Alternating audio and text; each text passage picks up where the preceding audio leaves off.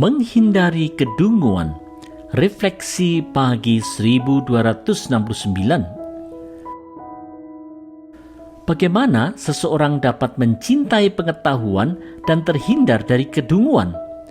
Mari lihat nasihat Amsal 12 ayat 1. Siapa mencintai didikan, mencintai pengetahuan, tetapi siapa membenci teguran adalah dungu.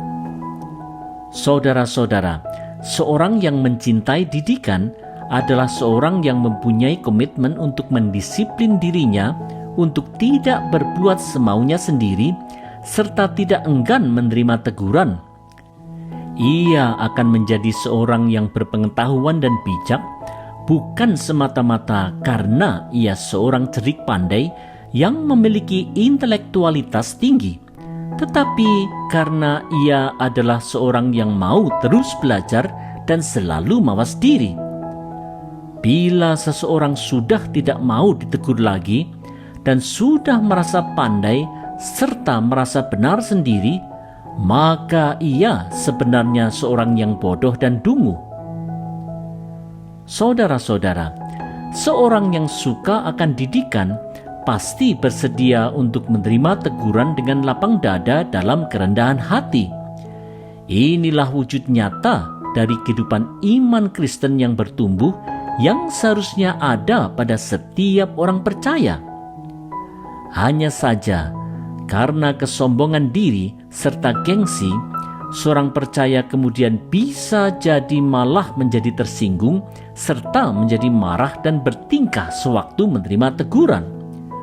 Bukannya ia menjadikan teguran itu sebagai batu loncatan untuk bisa lebih bersikap bijak. Dalam ketersinggungan dan kemarahan, teguran itu justru kemudian menjadi batu sandungan yang menyebabkan ia tersungkur jatuh dalam kebodohan. Oleh sebab itu, janganlah kita enggan untuk menerima teguran dan didikan. Mari belajar bersama untuk menjadi bijak.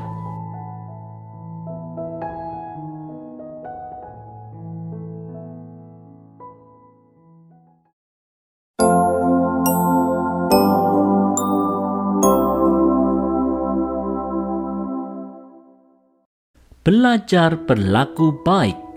Refleksi pagi 1270. Orang seperti apa yang disenangi Tuhan dan orang seperti apa yang akan dihukumnya?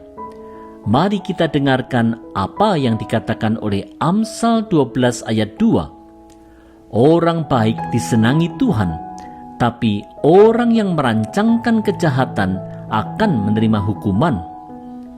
Saudara-saudara, Amsal dengan tegas mengungkapkan bahwa Tuhan suka kepada orang baik yang berhati baik dan bertindak baik kepada sesamanya. Sebagai wujud dari kasih-Nya kepada Tuhan, orang yang baik itu akan juga mengasihi sesamanya melalui berbagai tindakan nyata tanpa membeda-bedakan. Tidaklah demikian dengan orang yang berhati jahat, yang suka merencanakan apa yang jahat dan suka bertindak jahat. Orang jahat ini pasti akan menerima hukuman Tuhan bila ia terus berbuat jahat dan pantang bertobat. Saudara-saudara, Tuhan memang telah pertama-tama berbuat baik kepada kita dengan mengampuni segala dosa-dosa kita melalui karya penebusan Kristus di kayu salib. Sudah selayaknya lah bila kita dapat selalu berkerinduan untuk menyenangkan hati Tuhan, karena itulah yang berkenan di mata Tuhan. Nasihat Amsal telah diungkapkan dengan jelas bahwa Tuhan menyenangi orang yang berhati baik dan bertindak baik, yang melakukan semuanya itu sebagai wujud dari rasa syukurnya atas kebaikan Tuhan. Hanya saja masalahnya, banyak orang percaya yang lupa bahwa dirinya sudah menerima kebaikan Tuhan yang berlimpah dan tetap saja berbuat jahat.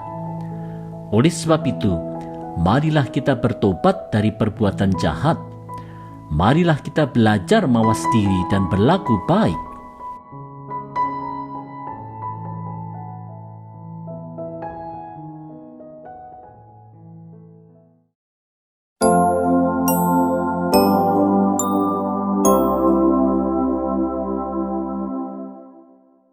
Tetap tegar walaupun sukar.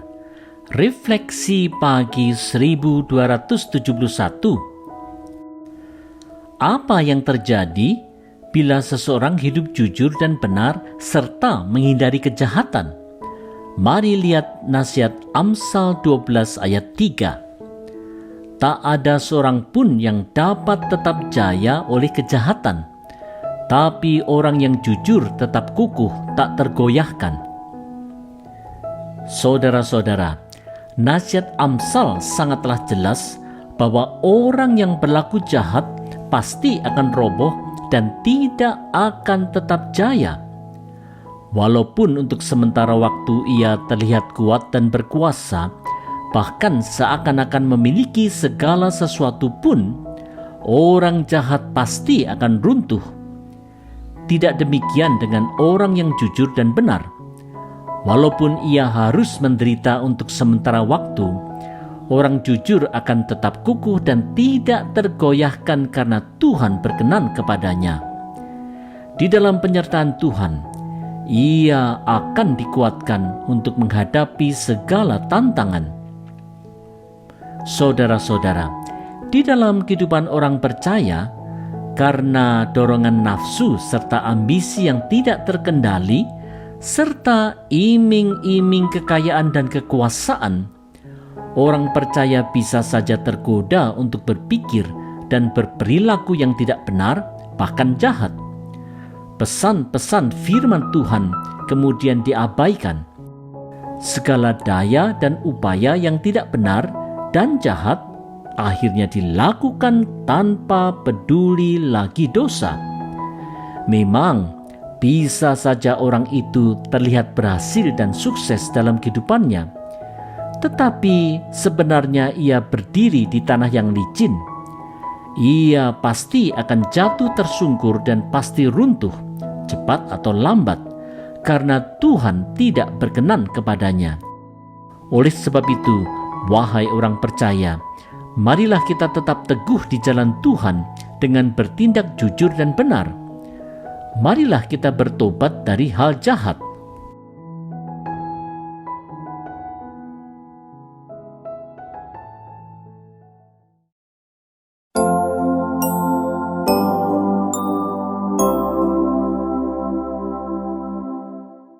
Mengutamakan apa yang baik dan bijak.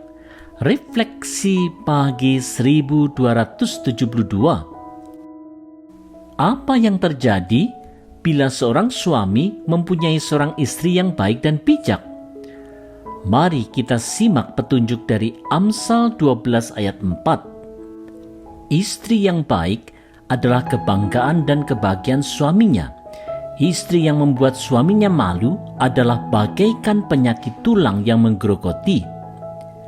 Saudara-saudara, seorang istri yang takut akan Tuhan, berakal budi, bijak dan berperilaku baik adalah seorang istri yang sangat berharga di mata suaminya, seperti juga yang terungkap di Amsal 31. Suaminya pasti akan merasa sangat beruntung dan berbahagia. Tidak demikian dengan seorang istri yang suka berbuat tidak benar dan jahat di mata Tuhan. Ia akan seperti duri dalam daging yang menyakitkan dan mengganggu suaminya, keluarganya, bahkan komunitasnya. Saudara-saudara, petunjuk Amsal tentang seorang istri yang berkarakter baik dan bijak adalah petunjuk yang harus dicamkan oleh setiap wanita, serta harus juga diperhatikan oleh setiap pria, setiap pasangan suami istri, dan setiap orang tua. Dengan perkembangan zaman, nilai-nilai kebijakan, kebaikan, dan kebenaran yang seharusnya menjadi karakter orang percaya seringkali diabaikan. Orang percaya kemudian menjadi lebih sibuk dengan penampilan luar dan harga diri ketimbang kondisi hati. Standar moral tidaklah dipedulikan lagi karena yang dipentingkan adalah popularitas diri. Perlahan-lahan tetapi pasti, nilai-nilai iman menjadi tergerogoti.